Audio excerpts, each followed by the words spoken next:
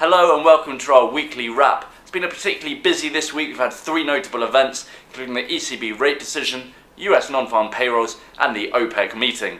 In terms of what we saw out of the ECB, Draghi failed to excite the markets and in fact was not as dovish as many had expected. He did cut the deposit rate by 10 basis points and he did extend the time of QE.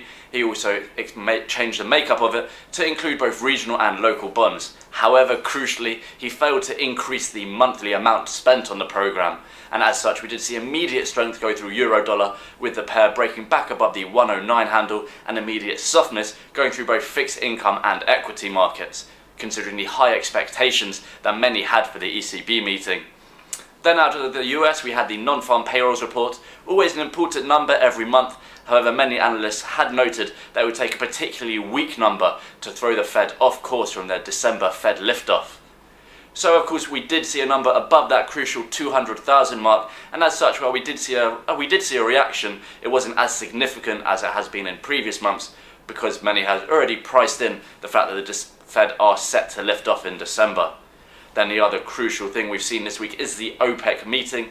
At the time of filming, the latest source report suggests that they are to increase their production ceiling to 31.5 million from 30 million barrels per day. In terms of what this means, it doesn't necessarily mean an increase in production, because many suggest that they are already reporting 32 million barrels per day production. So as such, it would still be below their current levels if they were to keep to the ceiling. However, crucially, what it does mean is that they're not cutting production. In terms of what we saw in terms of financial markets, you saw immediate weakness go through the energy complex, with WTI falling below that key $40 per barrel level, and then you saw this filter through to commodity currencies, with the ruble and Canadian dollar also seeing immediate softness. Interestingly, you saw some other reactions within the financial markets, with the low energy prices possibly filtering through to soften inflation in the medium term, and as such you saw an increase in gold, and also you saw a strength go through T-notes. So it has been a very busy week. Next week doesn't have quite the high profile events, however there is still plenty to keep everyone busy.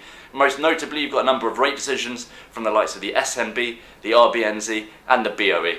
So I hope plenty to keep you busy. Have a great weekend. That's all from me.